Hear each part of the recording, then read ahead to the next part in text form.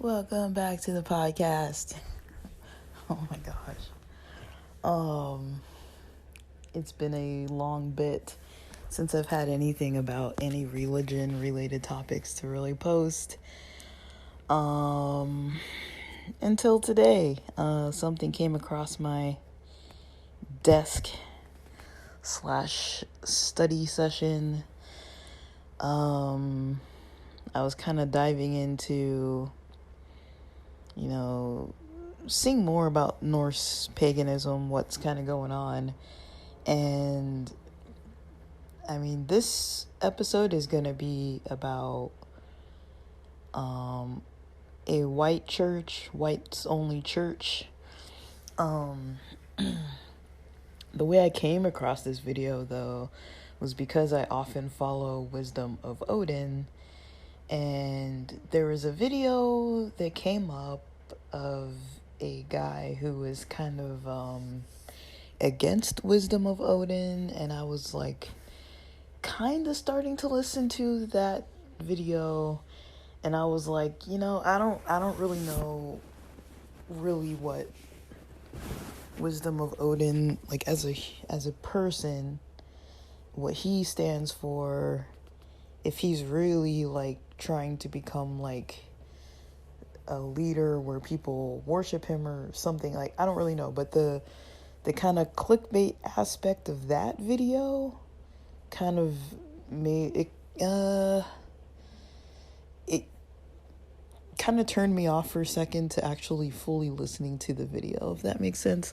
Like, I tuned into it, I started listening to it, and I was like, let me not taint this guy's image, because I don't really know him. I've never contacted him. I've never been in touch with him. I've never seen him. I'm not a part of his church. I don't go to his church. I don't talk to him. I think I've probably commented on a couple of his videos about stuff that I thought was cool that he explained. But outside of his YouTube channel, I don't know this guy personally. I like his YouTube content, and so to try to hear somebody else's perspective of him is like, I kind of like to form my own opinions. And I don't really know if I'll put it this way. If somebody wants to be worshipped, and others choose to worship them, that's all their own business. I feel like I don't really have a dog in that fight. Like, I don't really need to be involved in that. But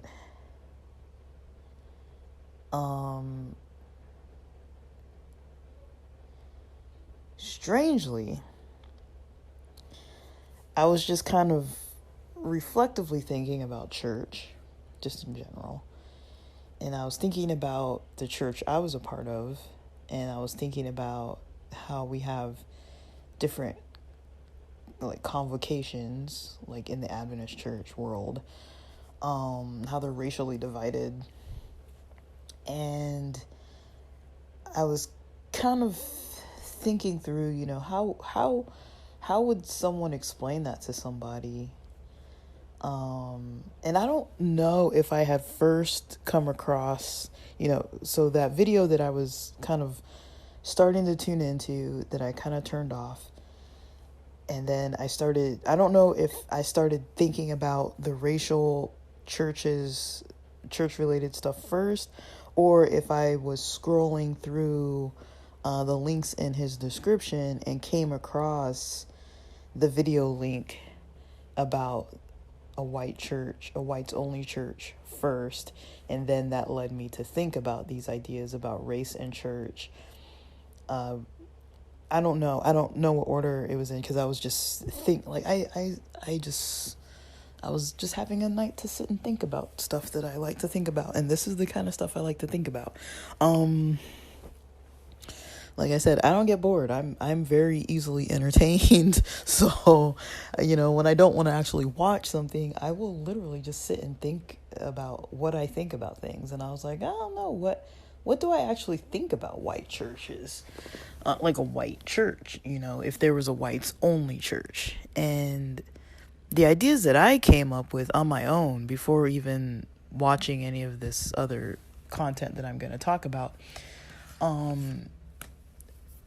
personally, I don't have an issue with any group of people, wanting to do their own group things, if they feel like there's an aspect of safety and trust and, safe space where they can feel more themselves and, connect with people that are like them on whatever level that is, whether that's black or white or LGBT or women or men or, age groups or whatever. Like, I don't find that to be a problem. I don't find that to be, it can get problematic, but just in itself, just as a concept in and of itself, I don't find just the general connection, to others in a safe space of people who are like you to be an issue. Now, when it comes to an exclusion process, I feel that starts to get a little bit questionable if you're turning people away. But I think that, regardless of the group of people, I mean, they have that right to turn people away. Now, if it's an open public business, I don't think that's appropriate. Like if it's like, say for example, if it's a store where they sell, I don't want to pick on cowboys, but I don't know what. Say if it's a store where they sell cowboy boots. I got nothing against cowboys, but say if there's a store where they sell cowboy boots and it's a whites only store, and like on the middle of a main street, and there's no religion attached to it. It's just, they only want white people to come in, and anyone who's not white, they won't let purchase anything. They'll turn them away or ask them to leave. That I don't think is okay, but that's not really what we're talking about here. And then any aspect of like promoting hate, like I feel like it's even maybe I think it's okay to, if you so choose to do so, if you so choose to be a hateful person in your heart and hate people internally in your heart, that's how you choose to spend your own personal energy. I think you have every right to hate people in your heart. I think when the hate starts getting expressed, whether that's encouraging others to hate, teaching younger people or impressionable people or people who are under your care, say for example, working in the psych field, I've had experiences facilitating groups of diverse groups of people. But if I were promoting hatred within that group as the leader of the group, I don't think that's okay. Of any groups, to be doing that about any group, like I don't think that's okay to be like a leader in promoting hate. But if you just happen to harbor hate in your heart for a certain group of people and you want to talk to your friends about it or your family members about it, and you're just talking about how you hate, but you're not trying to have people help you to promote hate or talk about hate messages or start a hate website or go out and do some active hate, actions and behaviors against others. If you're not trying to do all that and you're just internally just filled with hate, but you're not expressing it outwardly in a way that's like influencing anybody or getting in anybody's way. You just internalize it, but then you're just perfectly just like kind to everybody, which I don't think that is really possible. But I mean, if it is possible, you know, to do that, then I don't really see an issue with it. It's just kind of weird to say, because it's like I don't really think that people who, you know, have so much hatred are really trying to keep that to themselves. They tend to want to spread it to others and influence others and have, you know, a group of like-minded people to hate with. I don't think hating in silence is, I don't know how that could be fueled. You know, if I just want to sit in my bedroom by myself and hate, and do nothing about that hate, I wonder, you know, I just wonder, like, if that, I don't think that there's like a driving force behind that. I think it would be maybe very short-lived. It's just my opinion. I don't really know. Like, I try not to be hateful. I definitely can have problems with my anger and temper, and, you know, I can definitely get irritable easily and just, like, say all kinds of stupid, insensitive things, for sure. I know I can do that, and I can have some prejudiced ideas about people when I just totally don't understand them, but I totally do actually try actively to understand as much as I can about different groups of people. Now I don't like fully dive into like every single detail of every single group, but I try to at least have a general understanding. And if possible, I try to meet people that are those types of people. That's definitely something that I do actively try to do. I mean, the last couple of years I've really not met a lot of people, but I'm actually interested in meeting Norse pagans. The more I've been studying about, you know, their religion, the groups and their practices and traditions, I'm actually really interested in like seeing if I can find something that would be open and convenient and you know, accepting, where they would allow me to come in and just like observe and just like hang out and like see what it's all about, you know, like in person. And, you know, I'd totally be willing to like show up for a few months to like, I mean, I've done it before with other religions. Like, I don't really care. Like, I'm totally into that kind of stuff. I'm like, you know, it's totally what I like. I love cultures, and I like to learn about them, and I like to be around different types of people and different ways of thinking. I'm not saying I'm perfect, that I don't have any prejudiced views, or that I like never think any insensitive, stupid kind of ideas. I mean, I'm learning just like everybody else, you know. I think I do have some advantage of being raised around diverse groups of people, and, you know, being raised in LA. I mean, that's a good place to be raised if you like different types of people. There's just about a little bit of everybody in LA, so that is cool too. But okay, so 15 minutes of talking about all that. So I'm trying to timestamp this. So at about 13:30, it's a little after 13:30, but at about 13:30 is where we're gonna actually start talking about this topic. So we're talking about white church, whites only church. I'm gonna link this video in the explanation. The title of the video is Inside America's Last Whites Only Church. It's from the YouTube channel The Guardian. It's got let me move this so I can see it, 2.04 million subscribers. This video itself had over 3 million views, and it was released a year ago in October of 2021.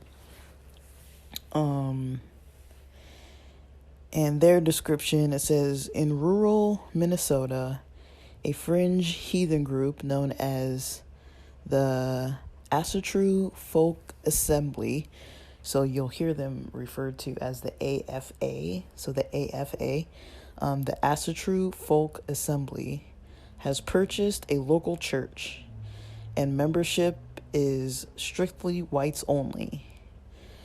And they have a lot of information, so I don't want to go into the whole thing. So basically, you can read that for yourself. It talks about just a little bit about Nordic worship, and the lady who was doing the interviews about this church, her name is Amudalat Ajasa, and it says she visits the church to understand how it is gaining influence across the country and to meet the anti-racist heathens fighting back to reclaim their religion.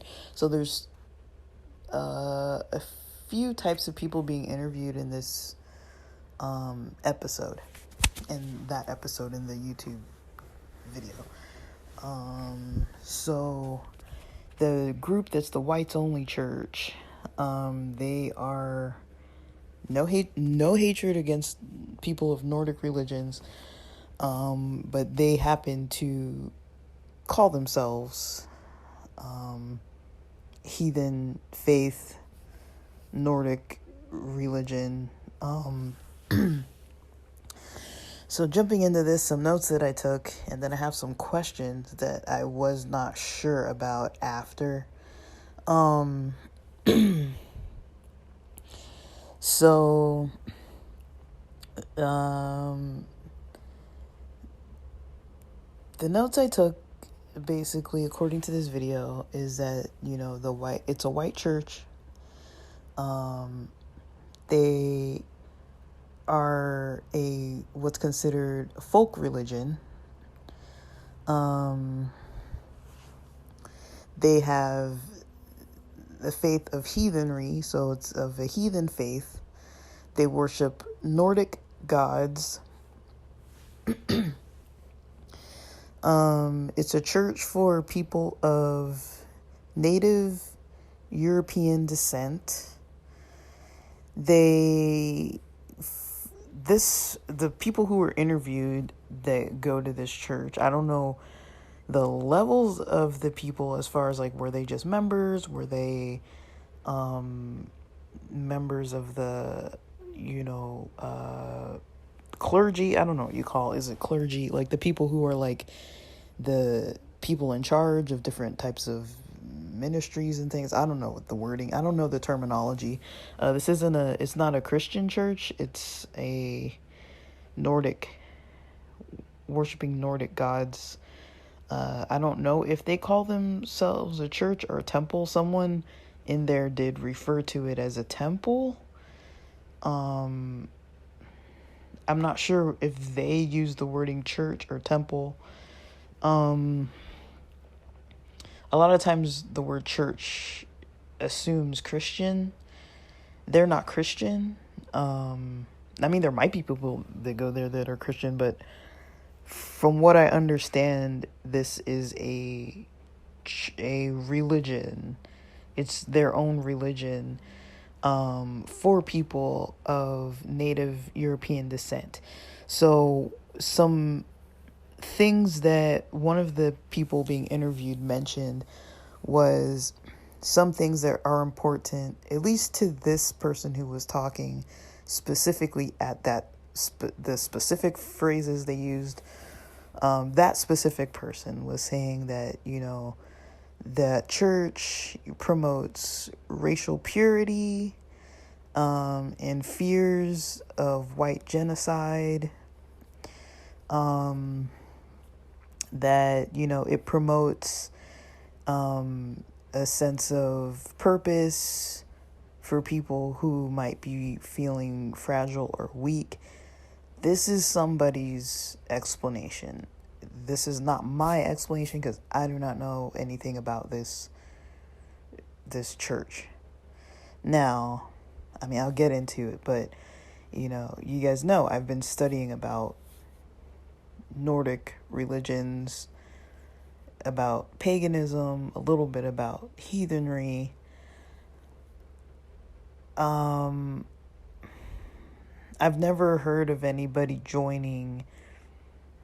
As far as all that I've studied so far, I've never heard anybody mentioning joining, a pagan religion because of racial purity, because of fear of white genocide, because of feelings of fragility, weakness, or needing a sense of purpose. None of the people that I've heard about or who I've watched talking, the shamans, none of those people ever mentioned anything like that. This is specific to this group, this AFA group of people that somebody being interviewed mentioned that that's what this church is, kind of promoting these types of ideas to people who maybe have these types of fears about their white race. So this is a temple that is in Minnesota. Some people were worried, saying that, it's their third temple that they're rising up. And so to have 3 of them now that are, successfully promoting towards people getting different white people to join.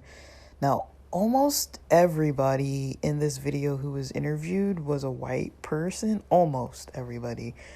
And so these were different people. Like, some of the people were local people who were just from the neighborhood. Some of the people were, there was a biracial couple, a black and white couple with a biracial child who was fearful of their biracial child being involved in the school system because they think there might be something wrong towards their child when they have to start school. And there were some other white people interviewed that it seemed like, other than the people at that church, most of the other people in the community, or even people of the religion that weren't at that church, that went to a different type of church, but the same religion, it didn't seem like anybody was really agreeing with this AFA church, except for the people that were a part of that church themselves. So that's the impression that I got, is that other than the people who are in that church, most people are against it, even the white people. I don't know if there were a lot of people for it. I think one guy was like not against it. I guess he was kind of more taking I'm not really against it. They can do what they want to do kind of thing. They say that they're nice people kind of thing. That was kind of his approach.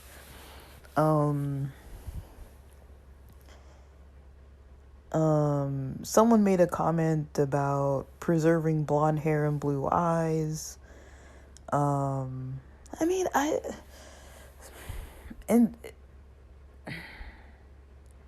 There's some of this where it's like, okay, like, I don't necessarily disagree, with the concepts, just isolated as a concept. Like, when you start attaching other things to it, it's like, oh, okay, this sounds a little maybe problematic, but, I feel like, okay, if there are groups of people that are white people that might be feeling fragile and weak and needing a sense of purpose and want to go to a whites only type of a place, I personally don't see anything wrong with that. I mean, who am I to really say what's right or wrong? But I don't really see anything wrong with just that in itself.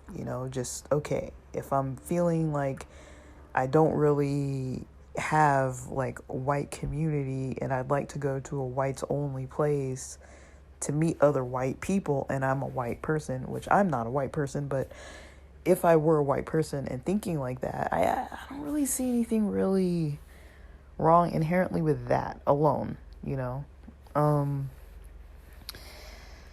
I don't really see anything wrong with people wanting racial purity.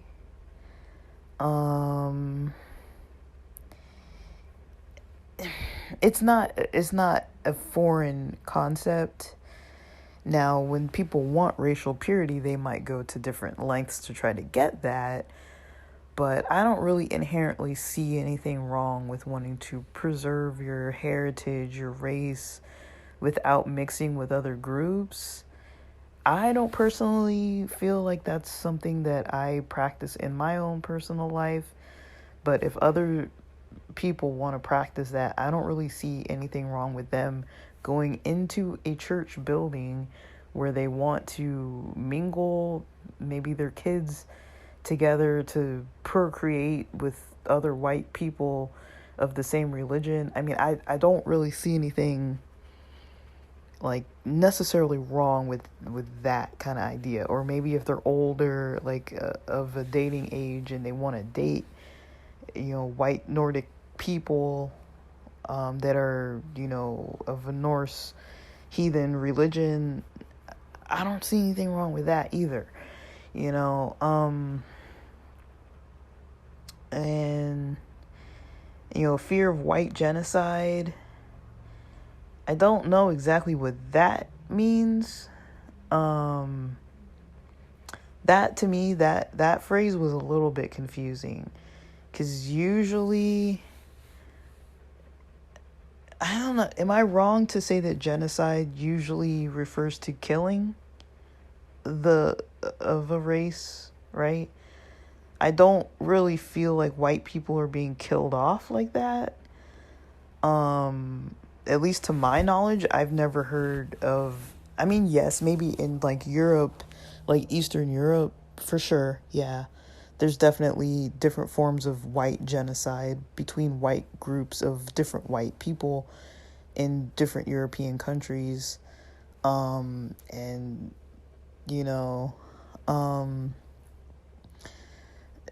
one quick example, this isn't the same thing, but I mean, I grew up with a lot of people who used to refer to themselves as Yugoslavian. Some are Serbian, some are Croatian, and one group was feeling more oppressed than the other, and there was a sense of, people killing. Also, if you think, I don't know, with the Armenian genocide, I need to look that up. It's bad that I don't remember, but that's what comes across my mind when I think white genocide. I think of those types of different like wars and things like that. Like war, like the Holocaust, I would consider that overall a form of white genocide. I know that not everybody who's Jewish is white, but I believe that a lot of those people, who died, of the 6 million Jews, I believe the majority of them were white people. That would be another form of white genocide, but I don't think white as a whole, that white people are being killed off just for being white. But if I see it in that sense, that's what I would consider genocide. I don't think that the mixing of races, like if I've had a family of, Native European descent all the way up until my generation, and I'm a white female and I decide to marry a non-white male and we start having kids, I don't consider that white genocide. Intermarrying in other cultures and other races and ethnicities, I don't consider that genocide. So I don't know. I'm not trying to like play with words. I wrote down a bunch of notes, and when I'm looking at them, I'm like, I don't know what that means. Like, that's the best I can explain. I know what I think of when I think of white genocide. I think of white people being, killed. So if there's a fear of white genocide, I don't see that happening. I feel like there have been forms of white genocide, of different white groups of people in history, and even currently, if you think of like Russia and Ukraine, those are different Caucasian groups of people. But I don't really know if that's considered genocide if there's no killing. I mean, I'm purposely not looking this up as I'm talking, and I could easily Google it, but I'm not going to, because I'm just trying to go by what my mind is saying, and I don't think that white people need to fear genocide. I think that I don't think I need to say it. I don't think I need to say it. We all know world history, so I don't think I need to say it. But so for the notes that I've covered so far, up to the blonde hair and blue eyes, yeah, there's a lot of that stuff that I talked about early that I don't really see some of it as a problem.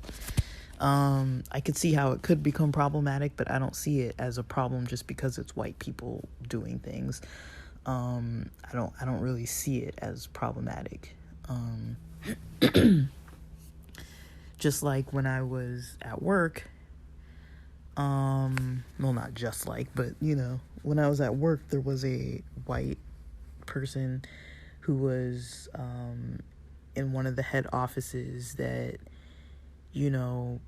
was making comments about the climate of things during the Rona, and she made like maybe one sentence explanation about something about the protests with Black Lives Matter or something. I don't remember what she said, but it was like one sentence, and people went in on her. Like, these were white people going in on her, but people went in on her, and they were just like, I don't think that what she said was okay. And like, I mean, she never said anything against black people.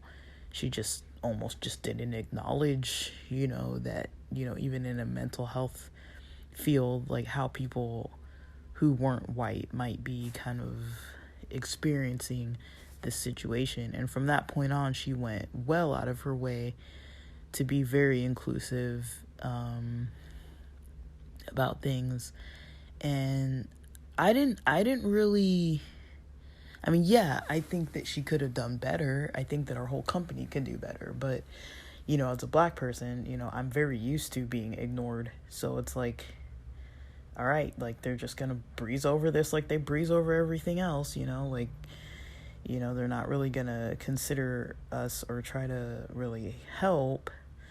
But that's kind of the norm, so for people to call it out and be like, yeah, this is wrong for somebody to not speak out, when you're the one that has the voice and you're just kind of glancing over how other people might be feeling. And this is white people calling it to the attention of other white staff because they had friends that were black staff or other races of staff that were pretty upset in their neighborhoods and pretty upset and fearful. I mean, I was definitely fearful. I was like, shit, there's a fucking curfew? Like, I'm black as night. Like, there's no way I can even pretend to not be black. I can't even, like, fake it. Like, even if I tried, there's, like, no way. Like, the only time in my own real reality that I can ever, like, not that I'm trying, but the only time that I feel like people don't know if I'm black is when I go snowboarding, because I have a helmet, I have a beanie, I have like this whole like bandana over my nose and mouth, and I'm fully covered with like jacket, pants, boots, gloves. Like you can't see hardly any of my skin. Like you might be able to see my ears, or like maybe like the back of my neck. I don't know. My hair is covered, like everything. I usually have a beanie on underneath my helmet too, and so it's like that's the only time. And like snowboarding in Southern California, there's not really all that many black people, let alone black females, so people aren't gonna assume I'm a black woman. And I know it confuses the hell out of people, but I mean, assumptions, right? But I don't know, like, okay, I'm getting way off topic, but okay. So what this church has, this AFA church, they have what's called Kindred groups. So different people join from other places. It said that they have Viking era teachings and exclusion of people who are non-white people that if they want to be members. So the way they said that they might handle a person who's not white coming in is they would say, we only welcome white people here. And, they would ask the person to leave, and they don't, allow membership because there's a process of being a member. And unless you're white, you can't really be in the congregation in their services anyways. And so you wouldn't be able to get to the point of becoming a member if you weren't white, or at least if you didn't appear white enough to be accepted. Because some people, you can look white and you're not white, but it is possible, I guess, technically, to get in if you're not white, as long as you look like you are, I guess. I don't know how you have to prove your ancestry or anything. I don't know how that works, if it's word of mouth. I haven't looked into this that deeply. So this is considered a folk religion. Other people call it white supremacy. So this is where it starts getting a little confusing for me. I'm not making this. I'm trying my best to not make assumptions about these people because I don't know them. I came across this video. I didn't even know this kind of thing existed. And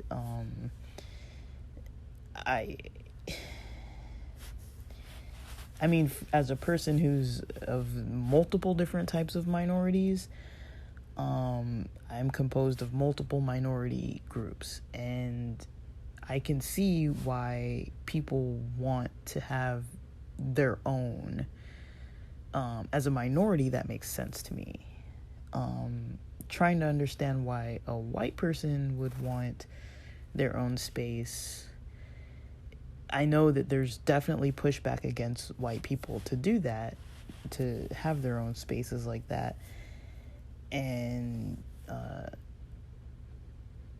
have plenty of white people in my life that I know that, if one of them told me, I go to this whites only church, and I worship there, and it's very healing, and I get a lot out of it, and I feel like I'm a better person when I'm engaged with this type of service, and the people I know are just upstanding and loving people, that don't promote hatred and all that. And I'd probably be like, yeah, that sounds pretty dope that you found like a sense of white community of people that you like to practice your religion with and do the things that are important to you culturally with those other white people.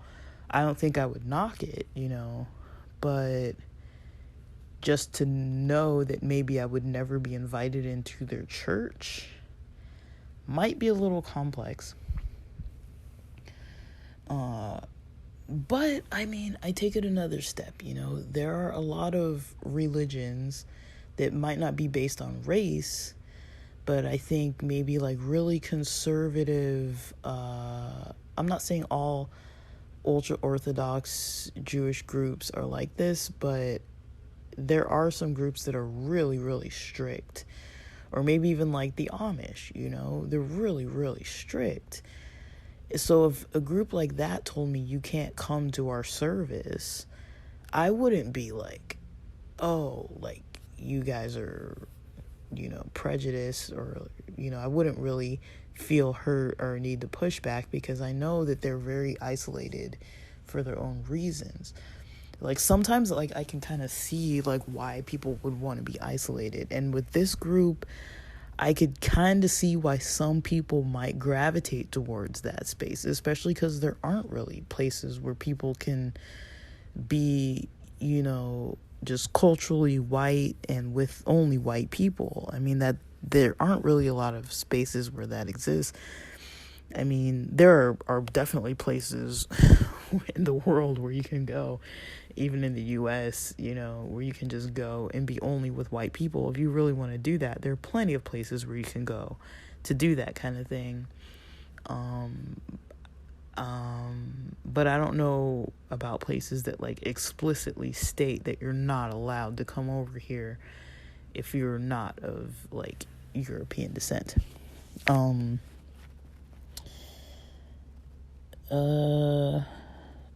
don't know about the white supremacy. That's something to look into, because multiple people are saying that they are white supremacists, including another group of people. So there's another group of people called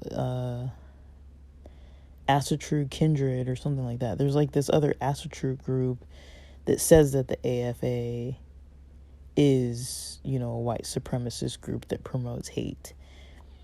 So I don't know what to really think.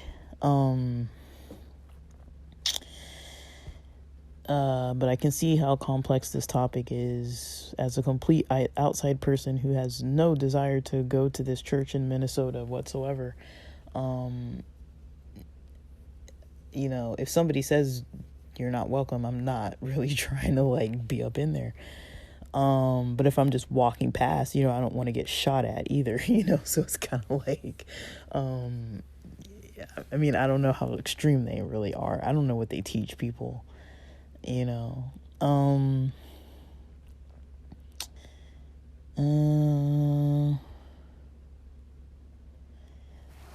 somebody mentioned something along the lines of that, this church is not trying to take over, but they want to call those who feel like they're called to practice the religion. Now, this church was founded in 1994, so it was kind of long ago, but not that long ago.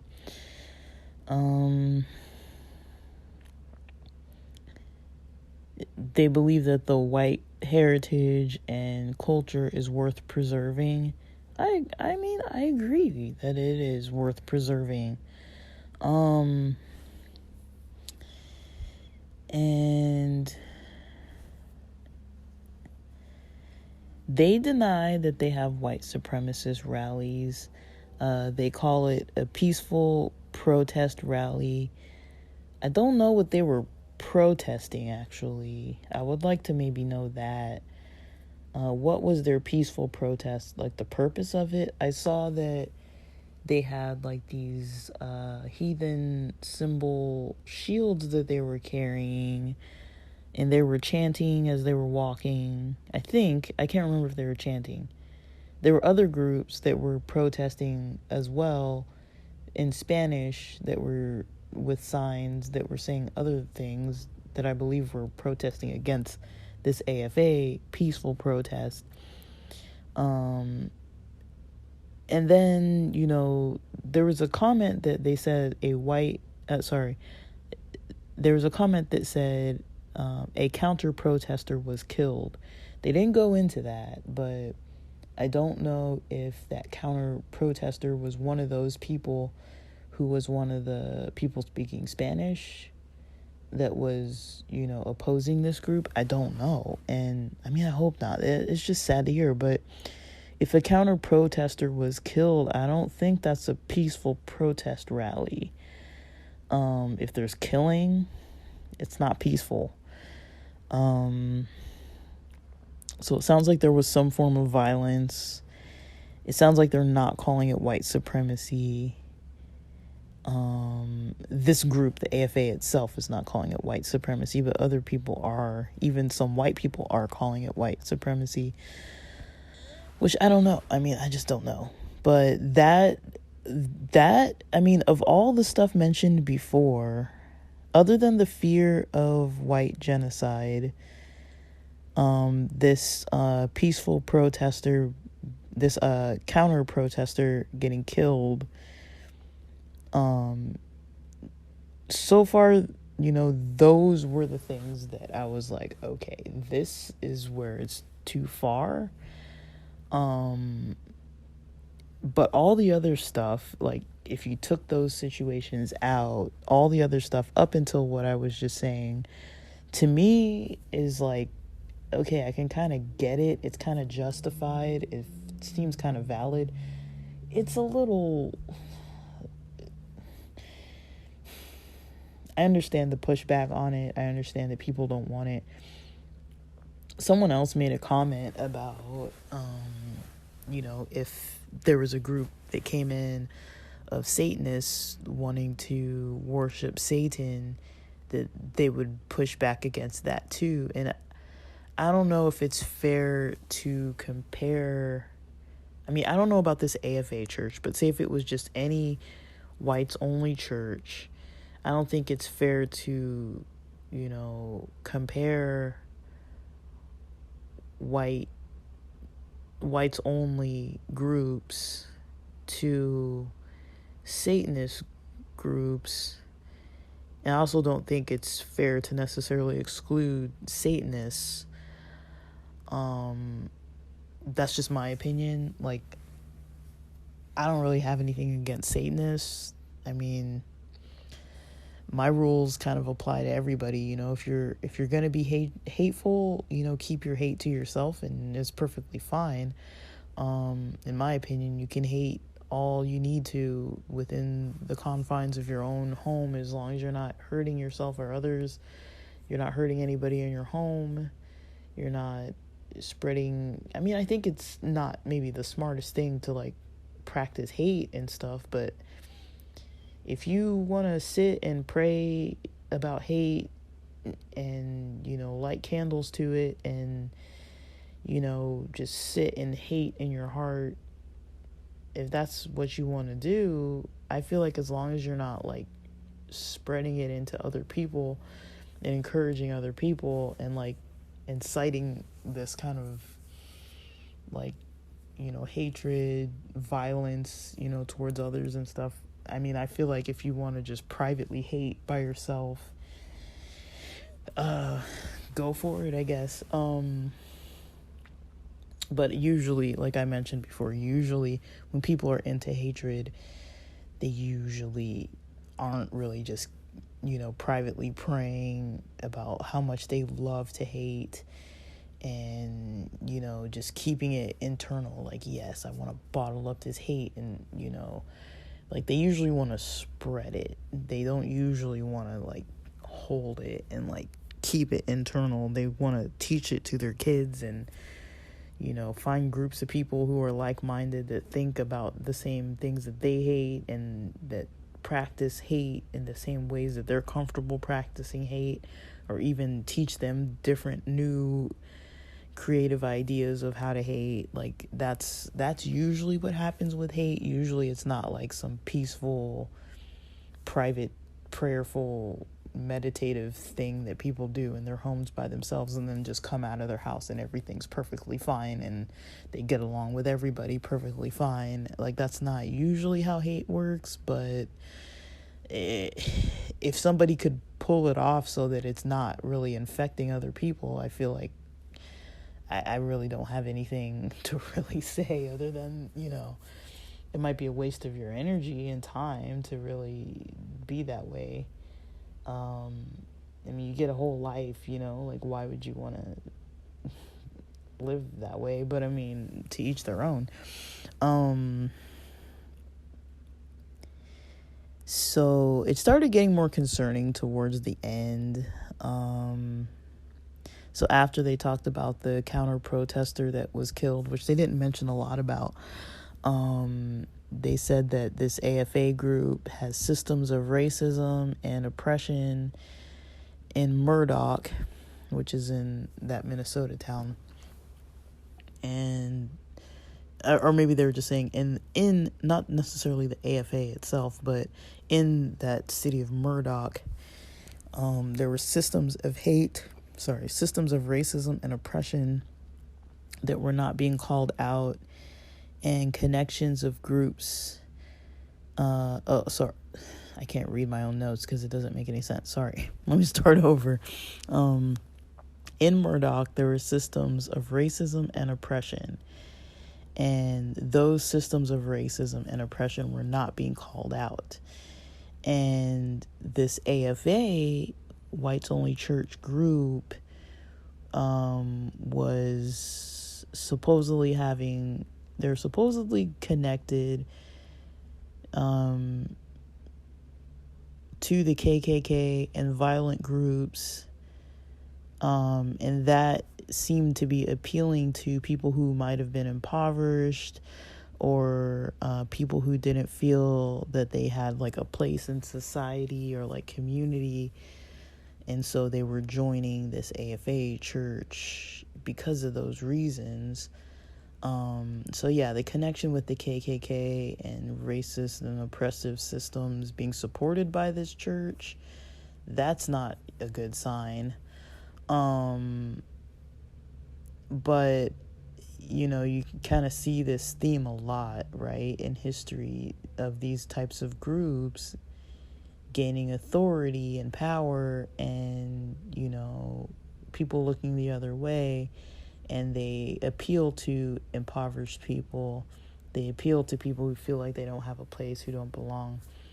I start worrying when the economy gets bad, you know. I mean, that was like a lot of the propaganda that, you know, Hitler had used against Jews. You know, a lot of the propaganda about, you know, the economy, and, you know, we've seen that even in our own, you know, presidencies of people who shall remain unnamed, multiple presidents who use the economy as like fuel against different groups of people.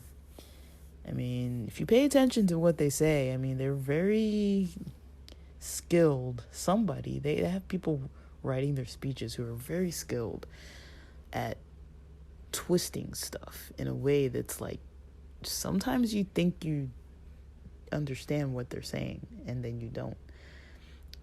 There's like all this underlying stuff. It is a weird kind of skill to have, to be like actively twisting stuff so that, you know, people are getting deceived. And when times are hard, you know, people turn to stuff, especially religion, and, you know, they want to feel, you know, secure. All right, so let me wrap this up because I've only got 7 minutes before this thing times out.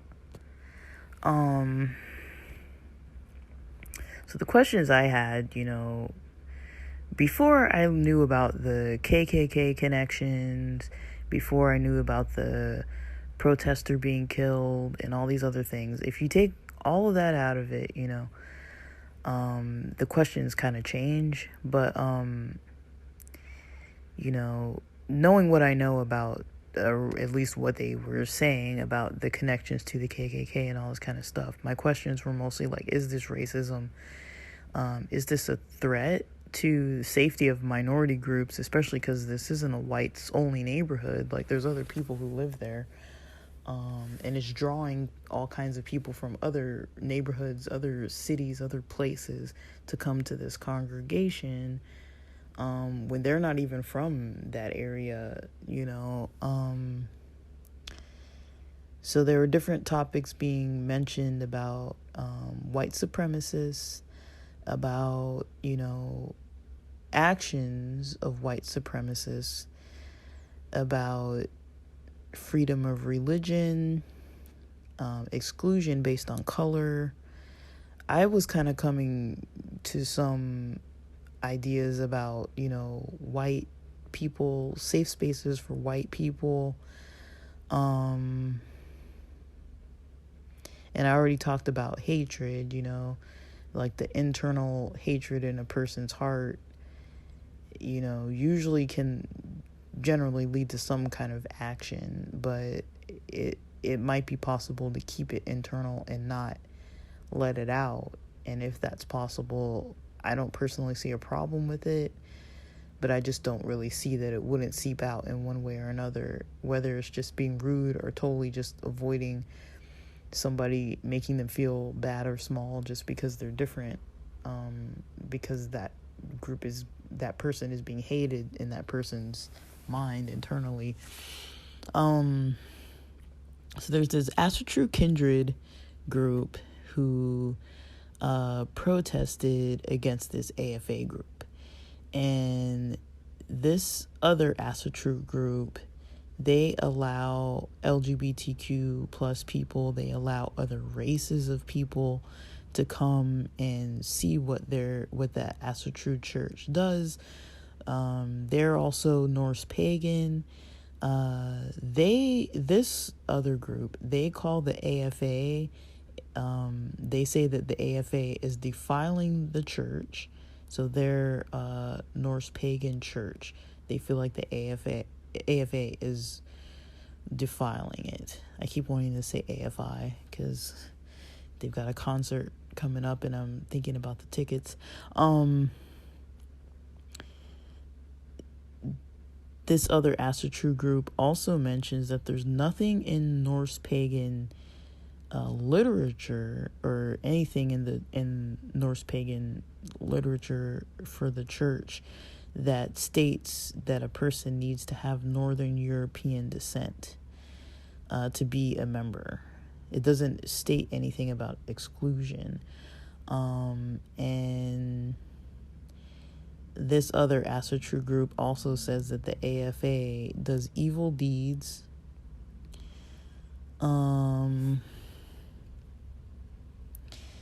So this other Asatru group, they say that they celebrate community, ritual, connecting to the past, celebration of religion without exclusion and without hatred.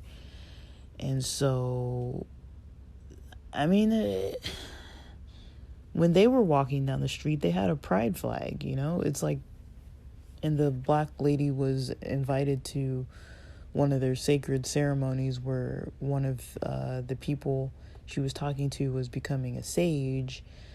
And she was even invited to kind of have a role, not like a huge role, but like they went around kind of in a circle and everybody could mention a comment. And she actually was given space to like talk. Like she said a few sentences, but it's like she was invited in, welcomed in, was able to be part of the service ceremony. She was able to talk. She was treated equally like everybody else who was there. She wasn't a member of this congregation. She wasn't trying to become a member of this congregation.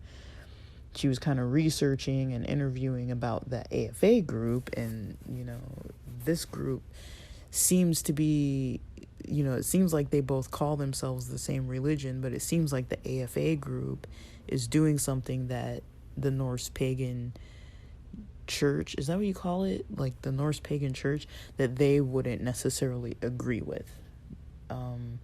That there isn't really this exclusion within the religion, within heathenry and paganism, Norse paganism, that you don't necessarily have to exclude people, but you can also celebrate your culture and heritage.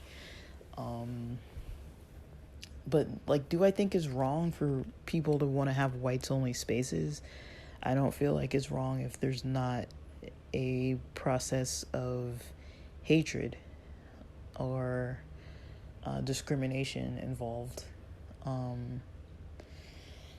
So that's kind of that's kind of my conclusion. But very difficult topic. I don't know. I mean, I've met maybe. I actually have an uncle who's a white supremacist, so it's kind of shocking. But I'm not gonna talk about that here. But I don't know. Like, very difficult topic. But thanks for listening.